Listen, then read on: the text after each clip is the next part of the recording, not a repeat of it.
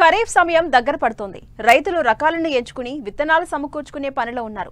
ఈ దశలో రకాల ఎంపిక పట్ల రైతులు తగిన అవగాహనతో ముందడుగు వేయాలి. అయితే దీర్ఘకాలిక సన్న రకాలను సాగు చేసే రైతులు ఏ రకాలను ఎంచుకోవాలి, ఎలాంటి యాజమాన్య పద్ధతులు చేపడితే అధిక దిగుబడులను సాధించవచ్చు అనేది తెలియజేస్తున్నారు ప్రధాన శాస్త్రవేత్త డాక్టర్ దామోదర్ రాజు.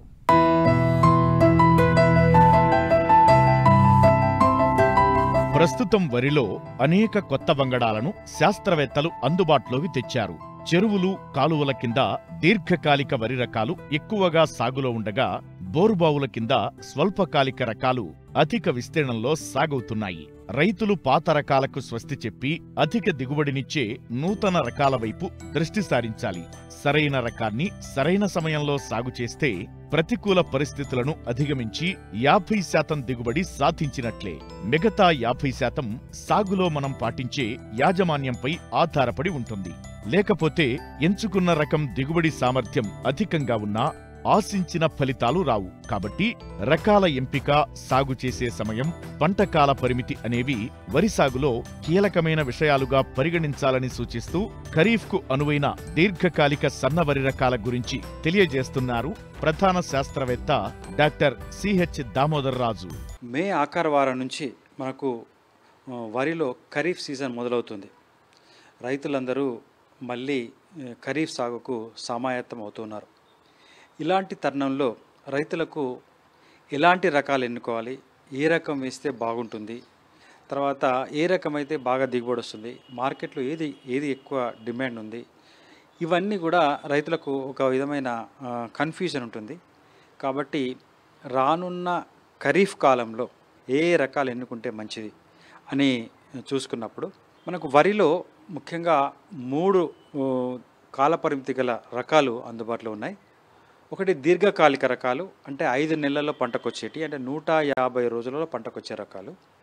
తర్వాత మధ్యకాలిక రకాలు, అంటే 135 రోజులు, అంటే 4 నెలల 15 రోజులకు పంటకొచ్చే రకాలు.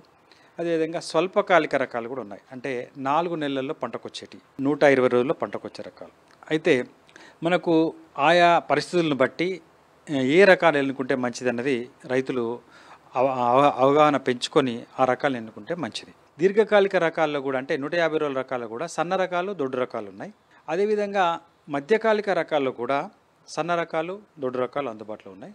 తర్వాత స్వల్పకాలిక రకాల్లో కూడా సన్న రకాలు, దొడ్డు రకాలు అందుబాటులో ఉన్నాయి. తర్వాత ఈ మధ్య కాలంలో బాగా అతి సన్న గింజ రకాలు కూడా మార్కెట్లో బాగా ప్రిఫరెన్స్ పెరిగింది. సో ఇవన్నీ దృష్టిలో ఉంచుకొని ఏ రకాలు రైతులకు అందుబాటులో ఉంటాయి అన్న విషయం మనం చూసినప్పుడు, ముఖ్యంగా ఖరీఫ్లో దీర్ఘకాలిక రకాల్లో సన్న రకాల్లో బాగా ఇప్పటికే ప్రాచుర్యంలో రకము సాంబా మసూరి, అదే బీపీటీ 5204. ఈ రకము బాపట్ల మసూరి అని కూడా దీన్ని అంటారు.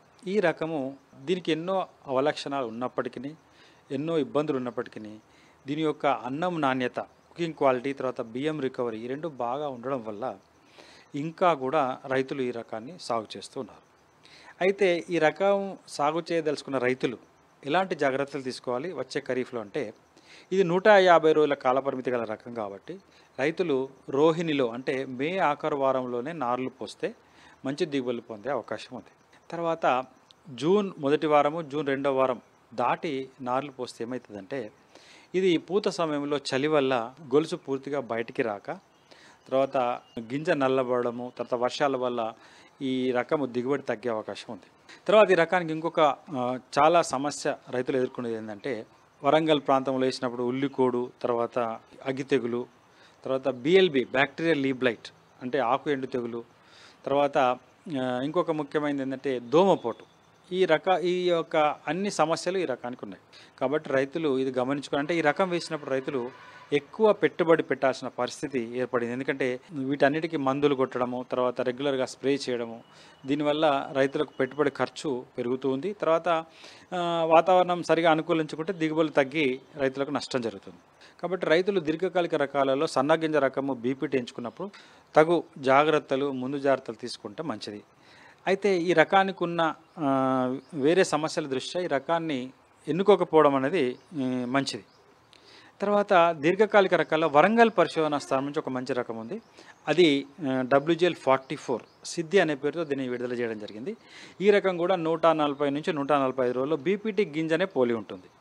ఈ రకాన్ని కూడా రైతులు ఎన్నుకోవచ్చు. ముఖ్యంగా నిజామాబాద్ ప్రాంతంలో ఈ రకం ప్రాచుర్యంలో ఉంది. తర్వాత వరంగల్లో ప్రాచుర్యంలో ఉంది. ఇతర ప్రాంతాల్లో ఖమ్మం ప్రాంతంలో కూడా ప్రాచుర్యంలో ఉంది. ఈ రకం ఏంటంటే కొంతవరకు ఉల్లికోడును తట్టుకుంటుంది. తర్వాత బీపీటీ లాగా ఎక్కువ తెగుళ్లకు పురుగులకు ఇది గురి కాదు. కాబట్టి దీర్ఘకాలిక రకాల్లో బీపీటీ గింజ నాణ్యతలో సన్న రకాల్లో ఈ సిద్ధి రకాన్ని కూడా రైతులు రానున్న ఖరీఫ్లో ఎన్నుకునే అవకాశం ఉంది. విత్తనము వరంగల్ పరిశోధన స్థానము, తర్వాత రుద్రూర్ పరిశోధన స్థానము, తర్వాత ప్రైవేట్ డీలర్స్ దగ్గర కూడా అందుబాటులో ఉండే అవకాశం ఉంది.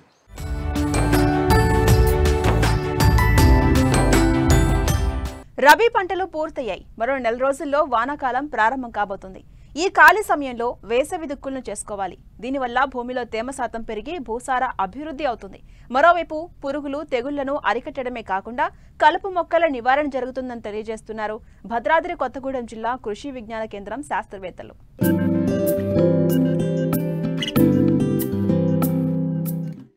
చాలా మంది రైతులు వానాకాలం యాసంగి పంట పండిన తర్వాత తిరిగి వర్షాకాలం వచ్చే వరకు భూమిని దున్నకుండా వదిలేస్తారు. అలా చేయడం వల్ల కలుపు మొక్కలు పెరిగి భూమిలోని నీటిని, పోషక పదార్థాలను గ్రహించి భూమికి సత్తువ లేకుండా చేస్తాయి. ఫలితంగా భూసారం తగ్గిపోవడమే కాకుండా భూమి లోపలి పొరల నుంచి నీరు గ్రహించుకుని ఆవిరైపోయే ప్రమాదం ఉంది. కాబట్టి వేసవిలో దుక్కులను చేసుకోవాలి. ప్రస్తుతం అడపాదడపా కురుస్తున్న వర్షాలను ఉపయోగించుకుని మాగాణి, మెట్ట, బీడు భూములను దున్నుకోవాలి. దీంతో భూసారం పెరిగి చీడపీడలు నశిస్తాయి. అంతేకాకుండా కలుపు మొక్కల నివారణ కూడా జరుగుతుందని రైతులకు తెలియజేస్తున్నారు భద్రాద్రి కొత్తగూడెం జిల్లా కృషి విజ్ఞాన కేంద్రం శాస్త్రవేత్త డాక్టర్ ఆర్ శ్రీనివాసరావు.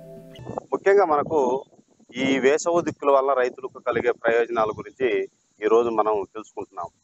అందులో భాగంగా ముఖ్యంగా ఏంటంటే చాలా మంది రైతు సోదరులు ఖరీఫ్లో మరియు రబీలో పంట వేసిన తర్వాత భూముల్ని చాలా వరకు ఖాళీగా ఉంచుతూ ఉంటారు. అలా ఖాళీగా ఉంచడం వల్ల ఏమవుతుందంటే కలుపు మొక్కలు కానీ ఇతర మొక్కలు కానీ అన్వాంటెడ్ ప్లాంట్స్ అంటాం, ఇటువంటి అన్ని కూడా మనకు పెరగటం వల్ల ఏమవుతుందంటే భూమిలో ఉన్నటువంటి తేమను గుంజుకోవడం వల్ల దానిలో ఉన్నటువంటి పోషకాలను అంటే న్యూట్రియంట్స్, అది నత్రజని కావచ్చు, భాస్వరం కావచ్చు, పొటాష్ కావచ్చు, అదేవిధంగా మైక్రో న్యూట్రియంట్స్ కావచ్చు, ఇటువంటివన్నిటిని కూడా సంగ్రహించడం వల్ల భూమిలో సారం కూడా తగ్గిపోతూ ఉంటుంది. దీంతో పాటు ఏమవుతుందంటే రైతులకు రాబోయే వేసే పంటలకు అంటే నెక్స్ట్ వేయబోయే క్రాప్స్ కి పోషకాలు అంటే భూమిలో ఉన్నటువంటి పోషకాల శాతం తగ్గటం వల్ల నెక్స్ట్ వచ్చే పంటల దిగుబడి తగ్గటం కూడా ఆస్కారం ఉంటుంది. కాబట్టి ఈ వేసవి దిక్కులు అనేది కంపల్సరీ కూడా చేసుకోవాలని రైతు సోదరులు తెలియజేస్తున్నాం. అందులో భాగంగా ముఖ్యంగా ఏంటంటే ఈ పత్తి కానీ అదే మిర్చి కానీ అదేవిధంగా రబీలో సమ్మర్లో పంటలు పూర్తయిన తర్వాత భూమిని ఖాళీగా ఉంచకుండా వేసవి దిక్కులు చేసుకోవాలి. అందులో భాగంగా ప్రధానంగా మౌల్డ్ బోర్డ్ ప్లవ్ లేదా మౌల్డ్ బోర్డ్ డిస్క్ ప్లవ్, ఈ రెండు ప్లవులతోటి మనం దాదాపు ఒక 30 సెంటీమీటర్ల లోపల కనుక సమ్మర్లో అంటే దాదాపు మనకు మే నెలలో ఏదన్నా తొలకరి జల్లులు పడ్డా కానీ లేదా తేమ శాతం చూసుకొని కంపల్సరీ కూడా ఒక 30 సెంటీమీటర్ల లోతున మనకు ప్లవ్ వేసుకోవాలి. అంటే దాన్నే సమ్మర్ ప్లవింగ్ అంటాం, అంటే వేసవి దుక్కి అంటాం. ఈ 30 సెంటీమీటర్ల లోతున మనం దుక్కి చేసుకున్నట్లయితే దాదాపుగా మనకు పొలంలో ఉన్నటువంటి పాత ఏదైతే పంటలు ఉంటాయో వాటి యొక్క మూడులు కానీ వాటి పంట అవశేషాలు కానీ ఈ భూమిలో తిరగబడి అంటే కలయబట్టడం వల్ల లోపల కుళ్ళిపోయి మనకు భూసారం పెరగడానికి అవకాశం ఉంటుంది. దేనివలనంటే ఆ పంటల అవశేషాలన్నీ కూడా భూమిలో కింద మట్టిలో కలయబడి దానిలో మనకు హ్యూమస్ అనే పదార్థం తయారయ్యి సేంద్రియ కర్బనంగా తయారయ్యడం వల్ల భూమి సారం పెరుగుద్ది. దీంతో పాటు మనకు కొన్ని చీడపీడల ఉధృతిని కూడా తగ్గించుకోవడానికి అవకాశం ఉంటుంది. అవి ప్రధానంగా గత పంటల్లో ఉన్నటువంటి చీడపీడ పురుగులు కోశస్థ దశలు ఏదన్నా భూమిలో ఉన్నట్లయితే ఈ వేసవి దుక్కులు చేసినట్లయితే ఈ వేసవి దుక్కులకి కనుక ఈ సన్లైట్ కి ఎక్స్పోజ్ కావటం వల్ల వాటి యొక్క కోశస్థ దశలు నశించిపోయి వాటి నెక్స్ట్ పంటకి మనకు రాకుండా దాటిని నివారించవచ్చు.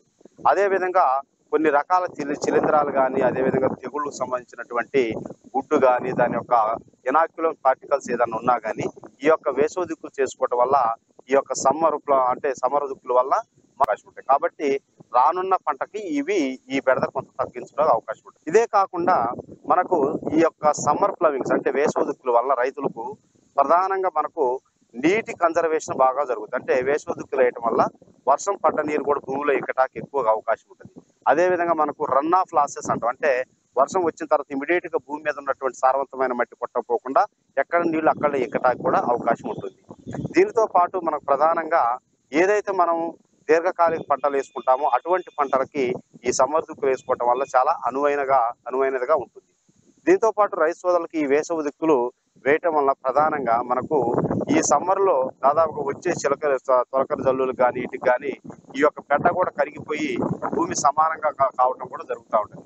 దీంతో పాటు మనకి సమ్మర్ దుక్కు వేసుకుంటానికి ముందే పశువులను కానీ గొర్రెలను కానీ మేకలను కానీ లేదా ఏదైనా కోళ్ల ఫార్ములు ఎరువును కానీ లేదా ఇంకెక్కడైనా షుగర్ కేన్ ఇండస్ట్రీ నుంచి ఫ్రెష్ మడ్ను కానీ ఫిల్టర్ కేక్ కానీ తీసుకొచ్చుకొని మనం ఈ దున్నటానికి ముందే భూమి మీద పరుచుకొని అంటే భూమి మీద స్ప్రెడ్ చేసి దాన్ని కనుక మనం ఈ సమ్మర్ దుక్కులో కలిపేసినట్టయితే భూసారం బాగా పెరిగి రాబోయే పంటలకు మంచి పోషకాలు లభించే విధంగా మనకి సమ్మర్ దుక్కులు ఉపయోగపడతాయి.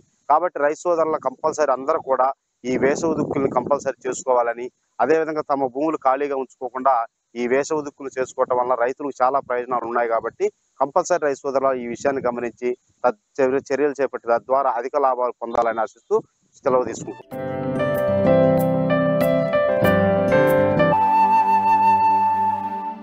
తెలంగాణలో తొలి విత్తన పండుగ రంగారెడ్డి జిల్లాలోని అన్మాస్పల్లి గ్రామంలో ప్రారంభమైంది. 3 రోజుల పాటు జరిగిన ఈ పండుగను council for green revolution, Bharat బీ స్వరాజ్ మంచ్ సంయుక్తంగా నిర్వహిస్తున్నారు. దేశవ్యాప్తంగా వివిధ రాష్ట్రాల నుంచి సేంద్రియ విత్తనాలు, సాంప్రదాయ వంగడాలను ప్రదర్శనకుంచారు. 50 స్టాళ్లతో నిర్వహిస్తున్న ఈ ఫెస్టివల్లో స్థిరమైన వ్యవసాయ పద్ధతులు, సాంప్రదాయ విత్తనాల ప్రాముఖ్యతను తెలియజేశారు.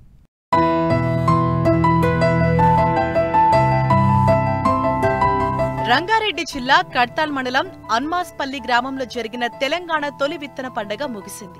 దేశీయ సాంప్రదాయ విత్తనాల వైభవాన్ని దాటి సుస్థిర వ్యవసాయ పద్ధతులను ప్రోత్సహించేందుకు కౌన్సిల్ ఫర్ గ్రీన్ రెవల్యూషన్ సంస్థ ఆధ్వర్యంలో 3 రోజుల పాటు నిర్వహించిన ఈ విత్తన పండుగలో దేశీయ సాంప్రదాయ విత్తనాలు, సేంద్రియ ఆహార ఉత్పత్తుల ప్రదర్శనలకు సంబంధించి 50 ప్రత్యేక స్టాళ్లను ఏర్పాటు చేశారు. కౌన్సిల్ ఫర్ గ్రీన్ రెవల్యూషన్ ఒక 15 సంవత్సరాల అనుభవం ఉన్నటువంటి ఆర్గనైజేషన్. మా సంస్థ ద్వారా విత్తనాల పండుగ అని తెలంగాణలో తొలిసారిగా నిర్వహించడం జరుగుతుంది. అంటే సేంద్రియ విత్తనాలను రక్షించుకోవడం మన బాధ్యతగా గుర్తించి మరి అలాంటి విత్తనాలను అంటే వాటిని సంరక్షించడానికి పనిచేస్తున్నటువంటి వ్యక్తులు, సంస్థలు వాళ్ళందరినీ ఒక వేదిక పైనకి తెచ్చి మరి వాటిని వినియోగించుకునే రైతులను గుర్తించి వాళ్ళందరికీ ఒక వేదిక కల్పించడం ఈ విత్తనాల పండుగ ముఖ్య ఉద్దేశం.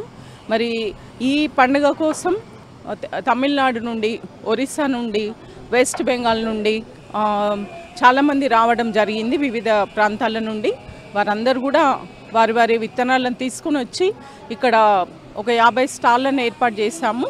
వాటిల్లో వాటి ప్రదర్శన నిర్వహిస్తున్నారు.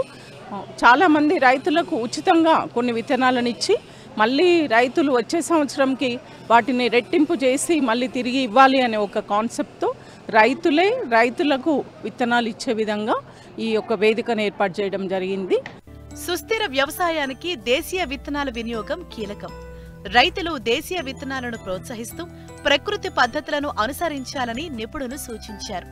ఇది భవిష్యత్ తరాల కోసం భూమిని కాపాడటంలో సహాయపడుతుందని తెలిపారు.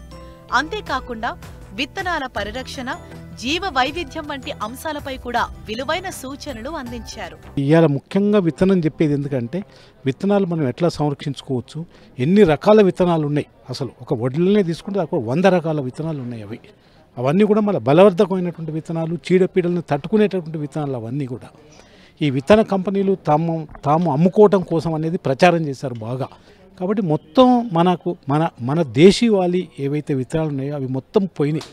మొత్తం హైబ్రిడ్ విత్తనాలు దాంట్లో మరి అవి పటుత్వంగా ఉన్నాయా లేవా అనేటటువంటి కూడా మనకు తెలియదు. కాబట్టి ఈ విత్తన మేళా ద్వారా ఎన్ని రకాల విత్తనాలు ఉన్నాయి, రైతులు మంచి విత్తనాలను ఏ రకంగా పొందవచ్చు, ఎక్కువ డబ్బులు లేకుంటే ఏ రకంగా పొందవచ్చు, ఎక్కడెక్కడ పొందవచ్చు, ఒక 10-15 రకాలు ఉన్నాయి. అవి చీడపీడలను కూడా తట్టుకుంటాయి.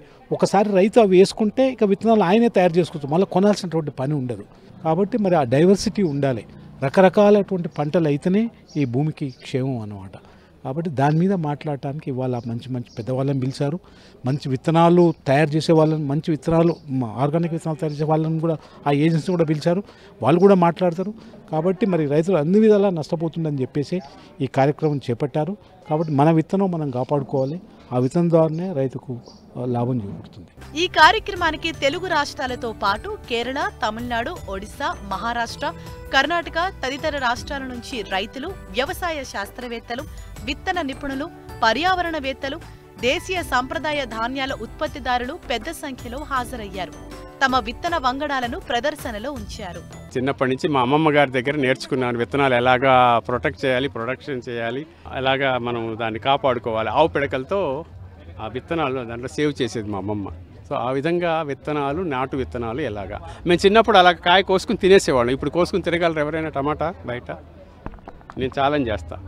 ఎందుకంటే మందులు ఒక 40 ఏళ్ళుగా మొత్తం మందులమయం అయిపోయింది. కింద నుంచి మందులు, పైనుంచి మందులు.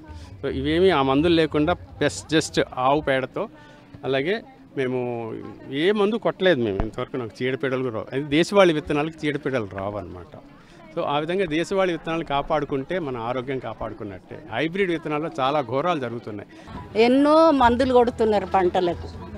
ఎంతో అదే ఇప్పుడు మేము కొర్రలు, సామలు, సజ్జలు ఇవన్నీ పండిస్తున్నాం. కానీ చెటాకు మందు లేకుండా పెంటేరు వేసి పంటలు పండిస్తే మనకు తింటే ఆరోగ్యం విన మంచిగా ఉంటుంది. భూమి విన ఆరోగ్యం ఉంటున్నది. ఎడ్ల గోదలకు మేత విన మంచిది వస్తున్నది. అట్లా అన్నిటితో ఇప్పుడు ఇక్కడ పంటలు పండించినాయే ఇక్కడ తిననికి విన ఉన్నాయి మన దగ్గర. అవి గోదాంలో తయారు చేసినాయి వాళ్ళు. మళ్ళీ ఇక్కడ హైదరాబాద్లో బేగంపేట ఆఫీస్లో విన మన వ్యాన్ వస్తుంది. అందరు అక్కడ కస్టమర్లు వస్తారు. ప్రతిరోజు విన అక్కడ సాలరు ఉంటారు. షాప్ ఉన్నది అక్కడ, మన హోటల్ ఉన్నది అక్కడ. తైది అంబలి, కొర్ర అన్నము, కొర్ర కిచిడి, ఇట్లా రకరకాలుగా చేసి తిండి పెట్టు. షుగర్ బీపీ ఉన్నోళ్ళు అయితే చాలామంది వస్తారు సార్. షుగర్ బీపీ ఉన్నోళ్ళు ఈ ఎర్రజొన్న రొట్టె తినాలి, పజ్జొన్న రొట్టె తినాలి, ఆరోగ్యం మంచిది అన్నమాట. ఈ పాత పంటలు మేము కనీసం అంటే 50 సంవత్సరాల సంది కూడా మేము ఎప్పుడు కూడా మేము విడిచిపెట్టలేము. చేసుడు మీద ఉన్నాము. ఎందుకనంటే మేము మందులు వేయం భూమికి. మందులు లేని పంటల మీదనే మేము పనిచేస్తాము. ఎవరికన్నా కానీ మేము విత్తనం కూడా సప్లై చేస్తాము. ఈ పంటలు పాత పంటలు అన్నాక మా దగ్గర కనీసం అంటే 500-600 రకాల విత్తనాలు ఉన్నాయి. మా సంస్థకి ఎవరు వచ్చిందన్నా కానీ మేము విత్తనం ఇస్తాము, మళ్ళీ వాపస్ తీసుకుంటాం. పైసలకు అమ్మాము. వీటి పేర్లు మాకు తెలుసు. అవి ఎప్పుడు వేస్తే ఎప్పుడు పంట వస్తుందో మాకు తెలుసు. మేము 500 మహిళలము ఒక ఎప్పియ పెట్టుకున్నాము. దాని తరపు నుంచి మేము ఇవన్నీ సప్లై చేస్తున్నాము. ఒక బిడకన్న గ్రామంలో ఒక 300 ఎకరాల భూమి మందులు లేని వ్యవసాయం మీద మేము ఈ పంటలను పండిస్తాం.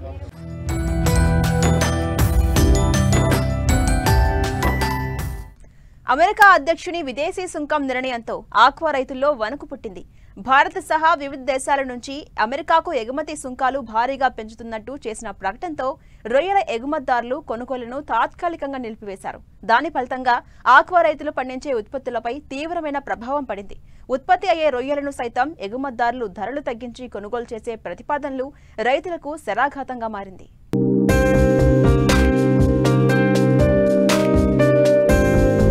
ఒక పక్క వ్యాధులు, మరో పక్క ధరల పతనం, పెట్టుబడి ఖర్చులతో కష్టాల్లో ఉన్న ఆక్వా రంగానికి తాజాగా అమెరికా అధ్యక్షుడు డొనాల్డ్ ట్రంప్ నిర్ణయం మింగుడు పడటం లేదు. భారత్ నుంచి దిగుమతి అయ్యే రొయ్యలపై అమెరికాలో విదేశీ సుంకం పెంచడంతో గంటల వ్యవధిలోనే ఆయా కౌంట్లను బట్టి రొయ్యల ధరలు పతనమయ్యాయి. పశ్చిమ గోదావరి జిల్లాలో కిలో ధర గరిష్టంగా 40 రూపాయలకు పడిపోయింది.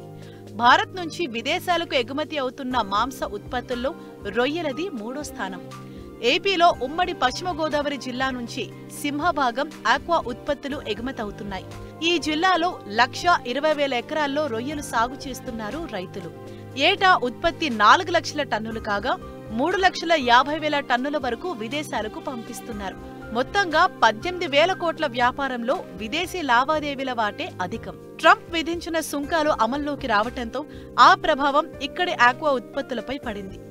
100 కౌంట్ రొయ్య ధర కిలో 240 రూపాయలుండగా 200 రూపాయలకి తగ్గిపోయింది.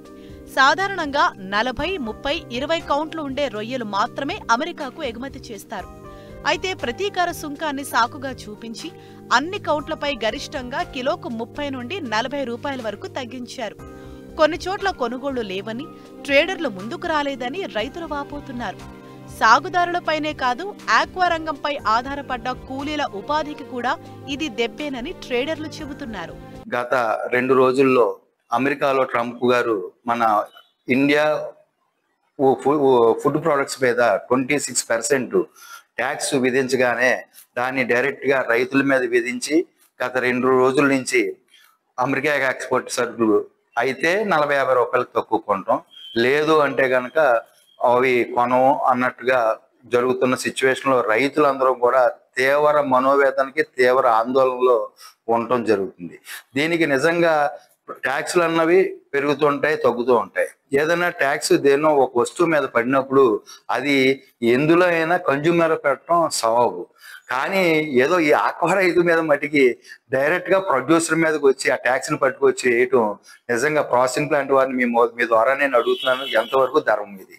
అలాగే రైతులు మేము కూడా 2022లో ముడి సరుకులు పెరిగినాయని, అప్పుడు దాదాపు ఫీడ్ ధర 10 రూపాయలు పెరిగిపోయినటువంటి విషయం మీ అందరికీ తెలుసు. అది ఈ రోజు గణనీయంగా ముడి సరుకుల ధరలు తగ్గినప్పటికీ, అలాగే కేంద్ర ప్రభుత్వం గత 2 సంవత్సరాల్లో ఇంపోర్ట్ ట్యాక్స్ ని 15% నుంచి 5% తగ్గించినప్పటికీ ఒక సింగల్ రూపాయి కూడా, పైసా కూడా ఫీడ్ ధర తగ్గించకపోవడం నిజంగా శోచనీయం. ఈ 2 విషయాల మీద ప్రభుత్వం ఇప్పటికైనా స్పందించి తగిన చర్యలు తీసుకుని మాకు ఆక్వా రంగానికి సరైన న్యాయం కల్పించి దీని మీద జీవనాలు పొందుతున్నటువంటి రంగాలన్నింటిని కూడా నిలబెట్టాలని కోరుకుంటున్నాం. ఇవాళ రోజు రోజుకి 30 రూపాయలు తగ్గించేసుకున్నదే కాకుండా సరుకులు మేము తీసుకోమనే పరిస్థితి వచ్చింది. ఏం చేసుకోవాలి? ఇదేమైనా ఉల్లిపాయ మల్లిపాయ లాంటిది ఏదైనా అయితే ఆగుతుంది అనుకోవచ్చు, పచ్చి సరుకు. మరి ఇలా అప్పులు అయిపోయి లాభాలు లేక ఉన్న సరుకును ఏం చేసుకోవాలి? కొనక అయిన కాడికి ఇచ్చేద్దాం అనుకున్నప్పటికీ వాళ్ళు తీసుకోలేని పరిస్థితి. కొందామంటే కొడువే, అమ్ముదామంటే అడవన్నట్టు అయిపోయింది మా బతుకు. ఇంతలోనే పిడుగుబాటుగా మరి మొన్న వారం కింద 10 రూపాయలు రేటు తగ్గించారు. మరి నిన్నటికి 30 రూపాయలు ఒకరోజు రేటు తగ్గించడం కేవలం సిండికేట్ అయిపోయి ఎక్స్పోర్టర్లు అందరూ కలిసి చాలా దుర్మార్గమైనటువంటి పని చేస్తారు. ఫీల్డ్లో కనీసం 25 రూపాయలు తగ్గిస్తే తప్ప రైతుగా మేము ఈ చెరువులు పంటలు పండించలేము. ఈ విషయం తూర్పు, పశ్చిమ గోదావరి, కృష్ణా జిల్లాల నాయకులందరూ కూడా దీని మీద తీవ్రంగా మేము నిర్ణయాలు తీసుకున్నాం. మూలిగే నక్క మీద తాటికే పడ్డట్టుగా అక్కడ అమెరికాలో ట్రంప్ గారు విధించిన సుంకాలు మా మీద పడినాయి. అంటే దాని పేరు చెప్పి ఇక్కడ మన ఎక్స్పోర్టర్స్ ఎవరైతే ఇక్కడ సరుకులు కొనేవాళ్ళు ఉన్నారో వాళ్ళు నిన్న మొన్న 30-40 రూపాయలు తగ్గించుకోవటం కానీ, లేదు అంటే అసలు కొనకపోవడం కానీ, ఇలాంటి పరిస్థితుల్లో రైతులు చాలా ఒత్తిడికి లోనవటం, అసలు ఎలా ఉంటుంది ఈ కల్చర్, మనం చేయగలుగుతామా లేదా అనే పరిస్థితికి రావటం జరిగింది. దీని గురించి మరి ఒక క్లారిటీ రైతులకు వస్తే బాగుంటుంది. కాకపోతే ఎలాంటి క్లారిటీ ఇప్పుడు వరకు లేదు. అటు ఎక్స్పోర్టర్ సైడ్ నుంచి కానీ, ఇటు గవర్నమెంట్ సైడ్ నుంచి కానీ ఒక క్లారిటీ అనే వస్తే దాన్ని బట్టి రైతులు మరి ప్లాన్ చేసుకోవడానికి అవకాశం ఉంటుంది. అప్సడా నుంచి కానీ, గవర్నమెంట్ సైడ్ నుంచి కానీ దీని మీద ఎక్స్పోర్టర్స్ తో కూర్చోబెట్టి మాట్లాడి దీని మీద ఒక క్లారిటీ ఇస్తే బాగుంటుందని మా ఉద్దేశం. ఒకవైపు రైతులకు ఫీడ్ ఇచ్చే కంపెనీలు మోసం చేస్తుంటే, మరోపక్క ట్రంప్ నిర్ణయాలతో ఆక్వా రంగం తీవ్రంగా నష్టపోతుంది. ఇదే అదునుగా ఎగుమతిదారులు సిండికేట్ గా మారే ధరలు తగ్గిస్తుండటంతో రైతులు ఆందోళన చెందుతున్నారు. ప్రభుత్వం స్పందించి ఆక్వా రైతులను ఆదుకోవాలని కోరుతున్నారు.